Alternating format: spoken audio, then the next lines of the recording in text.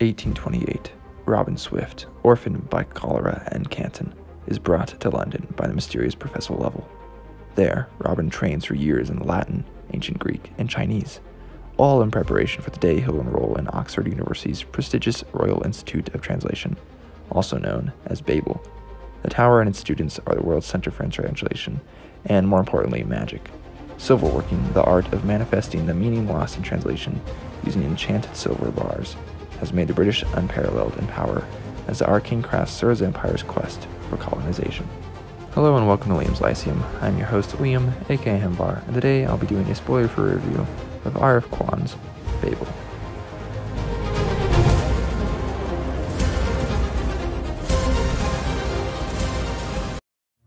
Babel, or as I actually prefer to say Babel, is a 2022 novel by RF Kuang. It is a standalone, though I believe there is room sort of for a sequel. I hope that never happens. But I'm just going to go quickly over some of my thoughts and some of this book and see whether or not I can convince you to pick it up or not. That's up to you. Anyways, so as kind of described already, Robin is from Canton. But all his family has died of sickness, and he is taken by Professor Lovell to England. We actually never hear his Cantonese name, though obviously he had one. So, interestingly enough, the first book mentioned by name very early is The Wealth of Nations by Adam Smith. Well, I guess one of the very first. I can't remember. It might not actually be the very first. But it's a sort of equivalent to the Communist Manifesto to capitalism. But it also speaks against colonialism, which is pretty funny, though it's immediately obvious this is not the common view, as we quickly get a glimpse at racism, and the whole book is, well, about colonialism as well. There is a longer title for Babel, about the necessity of violence and yada yada yada. It's kind of like sounds like a long essay title you'd read in some academic journal or something. So as far as characters go, it is very immediately obvious that Lovell is not a caring fellow. I wasn't actually exactly sure why he would take Robin in, though I guess the idea is that Robin is a valuable asset for this silver working magic that England is doing. And it involves multiple languages, and Chinese is kind of up and coming since it's foreign in a way, and so a lot of people don't know Chinese, at least in England, obviously. So it's pretty interesting, because in a sense, though, Robin was also saved by Lovell's intervention, as he would have died without that intervention. Though, is that intervention really benevolent? Well, it doesn't seem like it really is at the beginning, and you kind of get more of an idea of that later on. So Robin has some capability with this magic. We don't get a lot of ideas from this magic. I mean, the whole book kind of revolves around it, especially around the language aspects, but I feel like the magic itself is not very well explored, especially as far as context goes in the world, as this is essentially 1830s Britain, and there's hardly any difference from actual 1830s Britain, except for instead of using what we would generally consider it as industrialized technology, you use magic instead. So that makes some things in the book later not really matter. I think the payoff is kind of redundant, but that's a gripe. And anyways, I should go more into the stuff I like first. So we do get a lot of stuff with language. Besides some Cantonese, there's also Greek and Latin, Hebrew a little bit, Mandarin, of course, classical Chinese, which I thought was pretty interesting, and then a spattering of other languages. The book is divided into 5 parts, and something at the end of chapter or part 3 kind of checked me out, to be honest. And funnily enough, that is where the plot is found, because this book really doesn't have much of a plot before that, which is kind of lame considering that's 60% of the way through the book. I didn't really like what happened at the end of part 3, and so once we got to that plot, it's not really what I was wanting. It's not really what I was expecting either, since the first beginning parts of the book have a lot of lecturing going on and language stuff, as well, I'll talk about that in a second. So it seemed rather aimless, though, for the most part. And I think this plot's problem is obviously Kuang's fault, as no one else's fault. You might like it when it gets to this plot. I think obviously a lot of people do. This book seems to be mostly a hit, but I felt like the book only went downhill from the 60% place on. And I felt that like the characters also started kind of acting out of character as the stakes go up. But interestingly enough, my interest also went down as his stakes went up. So if I wasn't listening to it, I actually probably would have not finished this book, but I was listening to it, and so I finished it. So there is an interesting amount of telling rather than showing, which other people have critiqued, which I don't think is inherently as terrible as a lot of people think it is. But, be that as it may, I think, again, that probably would not have helped me with reading the book if I had been reading a physical copy. And interestingly enough, there are lots of footnotes as well, especially with these linguistic points, essentially. These actually kind of felt off as Kuang wanted to show off, at least in the beginning. They kind of came off as if the reader was unintelligent. This is kind of part of the showing, the telling rather than showing. Like Kuang feels like she needs to explain a lot of stuff. I don't really know if all dark art academia books do this because I've never read any, as far as I'm aware.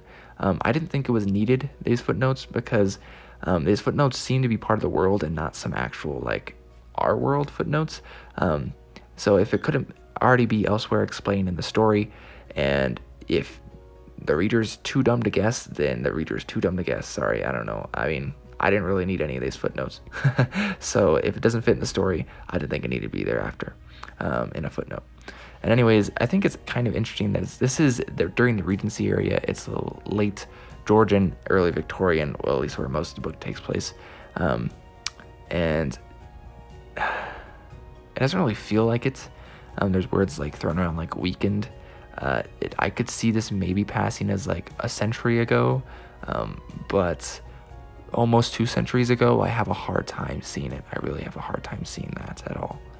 And that is actually one thing I found interesting and cool, was the idea of the necessity of violence when you are translating things, as you are, well, by translating a word from a different language and not reading it in that native language, you are putting those words through a violent act of translating them, which goes on later to a colonialism aspect in the story that is way overdone, as it just repeats the same thing over and over again. It's very on the nose, overdue. It stays way past its due, in my opinion. And I don't disagree with what it's saying. It just isn't very subtle or clever, and it's kind of poor storytelling, in my opinion. But, along with the lines of the time period it does take place in, and it is nice to see someone who knows what philology is. We do get people like Sir William Jones, who's being appreciated for the most part, which is really cool. I mean, and we get Schlegel mentioned, and Rask, Bopp, Grimm, all in passing. But those are my guys, basically, as far as my own studies. I felt like the dialogue itself was okay, again, like I said, but it doesn't seem like it's almost 200 years old. And then, again, to get really into linguistics lectures, they're cool. If the interesting bits, they're kind of tedious, I think, probably for a lot of readers. It's probably interesting for a lot of readers who don't know a lot about stuff like that. I think etymology, though, the focus on etymology makes sense in the world building, but it also almost always, to me, comes off as amateurish in some ways, because etymology in and of itself does give you a help in the language, and don't get me wrong, I like it myself. It just doesn't, I don't know, it doesn't mean a lot in some ways as far as like linguistics or philology actually goes. And I mean, it does mean something, but I think here obviously she made it mean more because it actually matters for the magic. But again, I thought it was a bit much. I think I'd rather read these lectures in nonfiction, though I realize a lot of people aren't going to have exactly a fun time popping open Joseph Wright's Introduction to Old English Grammar or something, or even something that's more accessible like Hannah Vadine's The Word Hoard. Yeah, a lot of people still wouldn't like that, even though it's pretty accessible for a not serious scholar, so to speak. So again, I like the translation as violent thing. The only mistake I caught as far as translation stuff goes and etymology goes, which is interesting, I don't think it's a big deal that she made a mistake, and there could have been more that I didn't catch. But one that I caught is that she says the English word night and the Spanish word noche both come from Latin, and that's not true. That's just simply not true. That is just wrong. Interestingly enough, they are still cognates. They both go back to Proto-Indo-European, so they are related. The English word nox, which is a unit of luminance, actually comes from the Latin word, which is also nox or nux. So that would make night and nox doublets, which is something that's, I don't think, ever talked about in the story.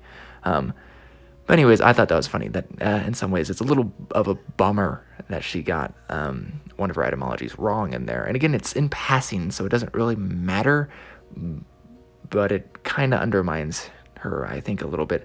I realize she does have a lot more education in similar fields in this way. I don't know if she's really a linguist. I don't know if you could call her that. I could be wrong. I really just don't know if you could call her a linguist at all.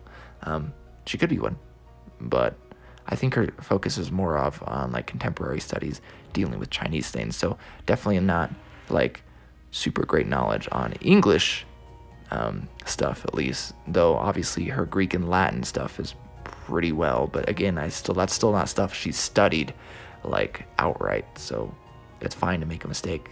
I would make mistakes as well. Well, actually, I hope I wouldn't make a mistake and publish it in a book, but that's just me. Anyways, I'm getting way ranty than I have ever been in a story before, because I think the idea of 19th century Oxford during the height of things like comparative philology is awesome, and that's why I'm kind of disappointed, because I think it just didn't meet what I had hoped for, basically. I think the idea could still be well done, but I don't think Kuang did a great job of it. It seems like a very modern political statement, not one from the 1830s, which I think would have worked very well. I feel like it kind of undermines the political problems actually from the 19th century in some ways. It is very on the nose with the colonialism criticism, and I think personally a lot of Robin's motivations throughout the book is just lacking. It gets really out of hand, I feel like. But gosh, I just don't want to go too much into this. So I think the book was a kind of a confusion, and I think Kuang did great violence on the speech of 1830s England. So she is kind of following what she wanted, right? But I don't think any of that stuff was actually done on purpose. So it's ironic, isn't it? Anyways, this book is okay. It's okay. You might like it. I did enjoy the epigraphs. There are epigraphs, actually. A lot of them are pretty cool. I think there was a good opportunity, especially at the beginning when it was still focused on linguistic stuff, to use a quote from King Alfred's foreword to Gregory the Great's Pastoral Care on language was not used. Quite sad. Anyways, that's a personal thing again. I would totally use it if I was writing this book and I was putting epigraphs in. But that's just me. Anyways, Liam's Lyceum. Sorry for the rambling and ranty stuff, but I'll catch you next time.